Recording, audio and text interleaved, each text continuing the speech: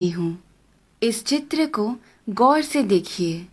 प्रश्न चिन्ह बने इस आकृति में हमें 7 बिंदु नजर आते हैं। इन 7 बिंदु को 7 नक्षत्र माना जाता है। इन्हें सप्त ऋषि मंडल के नाम से जाना जाता है। ये सप्त नक्षत्र सप्त ऋषियों को दर्शाते हैं। इस प्रश्न चिन्ह के अंतिम भाग से शुरुआत करते हैं। यहाँ से पहले बिंदु को मरीचि ऋषि के नाम से जानते हैं। उसके बाद में जो बिंदु है वो कहलाते हैं ऋषि वसिष्ठा। ऋषि वसिष्ठा की बाईं ओर आपको एक छोटा बिंदु नजर आएगा। ये बिंदु ही है अरुंधति। ऋषि वसिष्ठा के बाद आते हैं ऋषि अंगीरसा। फिर आते हैं ऋषि अत्रि। फिर दाईं ओर की तरफ मुड़ते हुए जो बिंदु आता है वो है ऋषि पुलस्त्य।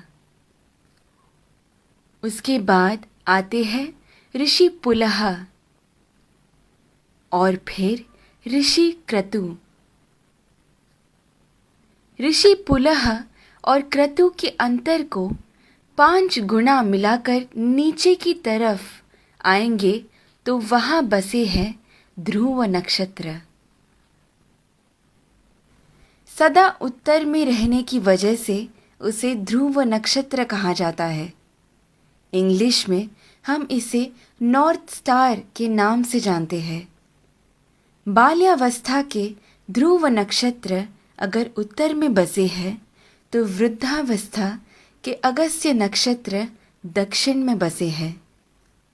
अगस्त्य और ध्रुव नक्षत्र हमेशा उसी स्थान पर ही पाए जाते हैं।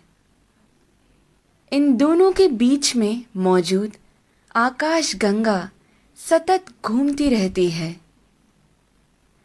इस कारण से हमारी धरती अक्ष के ऊपर घूमकर घूमती रहती है। ये सच है कि सारा जगत भगवान के इर्द गिर्द घूमता रहता है, लेकिन वो हमें कभी नजर नहीं आ सकता। भूमि के अनेक कालों में से उसे 4 काल में छांटते हैं। ऊपर नजर आ रहा पीठ के बल सोया हुआ प्रश्न चिन्ह के आकार में बना हुआ सप्त ऋषि मंडल हमें वसंत ऋतु में ठीक ऐसे ही नजर आता है।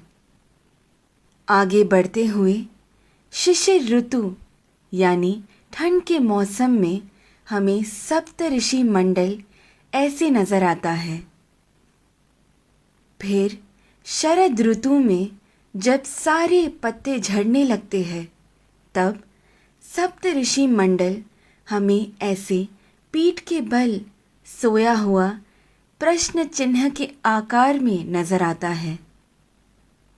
और फिर ग्रीष्म ऋतु यानी गर्मी के मौसम में हमें सप्त ऋषि मंडल ऐसे शीर्षासन कर रहे प्रश्न चिन्ह के आकृति में नजर आता है।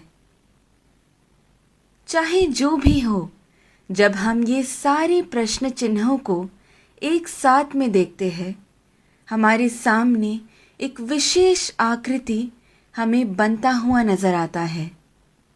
वही कहलाता है हमारा स्वस्तिक। स्वस्थ का मतलब है आरोग्यवान। स्वस्तिक का महत्व मेरे पिता मुझे हमेशा से बताते आए हैं, लेकिन हर क्षण प्रयोग में ला रहे इस स्वस्तिक का जन्म कहाँ से हुआ ये आज मेरे पिता द्वारा जाना, जो आप सभी में मैंने बांटना चाहा। ध्रुव नक्षत्र को देखते हुए हमें ये मालूम होता है कि हम पूरी जिंदगी जिस दिशा की ओर बहते जा रहे हैं वही है उत्तर दिशा। इसीलिए शायद हमारी भूमि पर भी दक्षिण में अधिक जल है और उत्तर की ओर अधिक ज़मीन है। इस विषय को इतनी सुंदरता से वीडियो के रूप में बनाकर आप सभी को समझाने का श्रेय जाता है मुक्ता जी को। धन्यवाद तत्परा अहोरात्र।